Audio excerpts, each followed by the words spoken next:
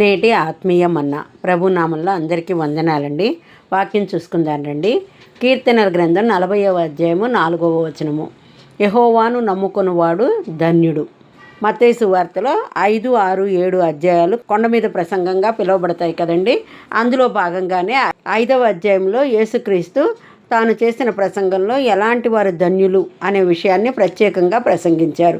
దుఃఖపడువారు, సాత్వికులు, హృదయశుద్ధి గలవారు, సమాధానపరచువారు, నీతి నిమిత్తము హింసింపబడవారు, ఇలా కొందరిని గురించి ప్రస్తావిస్తూ ఇలాంటి వారు ధన్యులని, పరలోకంలో వారికి ఫలం అధికమవుతుందని తెలియచేశారు. గబ్రియేలు దేవదూత మరియ వద్దకు వచ్చి, దయాప్రాప్తురాల, నీకు శుభమని చెప్పి, సర్వోన్నతుని శక్తి నిన్ను కమ్ముకొనుగా, నీకు శిశువు పుట్టును అని చెప్పాడు.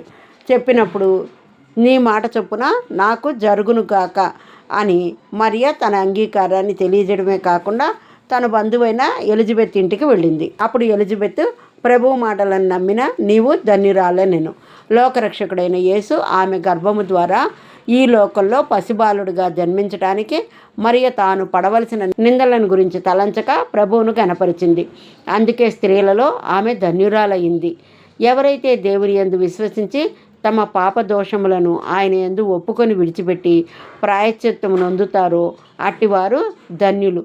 ఎందుకంటే అతని పాపదోషములను, ఆమె పాపదోషములను దేవుడు పరిహరింప చేయడమే కాకుండా తన కృప వారిపై కృమ్మరింప చేస్తాడు.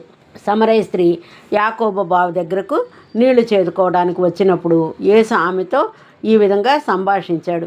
నేనిచ్చి నీళ్లు త్రాగువాడు ఎప్పుడూ దప్పికొనడని చెప్పాడు. అప్పుడు ఆమె, అయ్యా, నేను దప్పికొనకుండానట్లు చేదుకోవటానికి ఇంత దూరం రాకుండా ఉండటానికి ఆ నీళ్లు నాకిమ్మని అడిగింది. అంతటా ప్రభు, నీవు వెళ్ళి నీ పెనిమిటిని పిలుచుకురమ్మని ఆమెతో చెప్పాడు. అప్పుడు ఆమె, నాకు పెనిమిటి లేడని చెప్పింది. నీకు 5 పెనిమిట్లు ఉన్నారు, ఇప్పుడున్నవాడు నీ పెనిమిటి కాడని నీవు స్వచ్ఛమే చెప్పావు అని యేసు ఆమెతో అన్నాడు. అప్పుడు ఆమె పాపమనే తన కుండను అక్కడే విడిచిపెట్టి ఊర్లోకి వెళ్ళి, నేను చేసినవన్నీ నాతో చెప్పిన మనిషిని చూడండి, ఈయన క్రీస్తు కాడా అని వారితో చెప్పింది. ఆ సమరయ స్త్రీ తాను చేసిన పాపమును ఒప్పుకొనడమే కాకుండా ఆ పాపాన్ని విడిచిపెట్టి సువార్తను ప్రకటించింది. అందుకే ఆమెను గురించి బైబిల్ గ్రంథమందు లిఖించబడింది.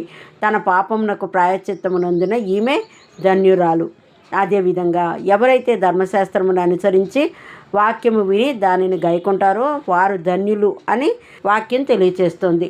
కీర్తనల గ్రంథం 119వ అధ్యాయం 1వ వచనంలోను, లూకా సువార్త 11వ అధ్యాయం 28వ వచనంలోను తెలియజేయబడగా, యోహాను సువార్త 1వ అధ్యాయము 1వ వచనంలో వ్రాయబడినట్టు, ఆది యందు వాక్యం ఉండెను, వాక్యము దేవుని యొద్ద ఉండెను, వాక్యము దేవుడై ఉండెను అని. అంతేగాక ఆ వాక్యము శరీరధారి అయి కృపాసత్య సంపూర్ణుడుగా మన మధ్య నివసించెను.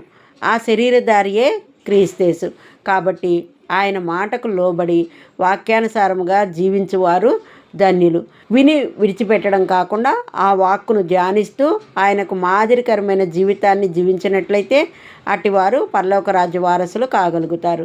కావున మనమును మన పాపములకు ప్రాయశ్చిత్తం పొందుకుని వాక్యాన్ని అనుసరించి నడుచుకొనడం ద్వారా ధన్యులముగా దీవింపబడుదుముగాక, పరలోక వారసులముగా నిలుచుదుముగాక. ఆమెన్. హల్లెలూయా.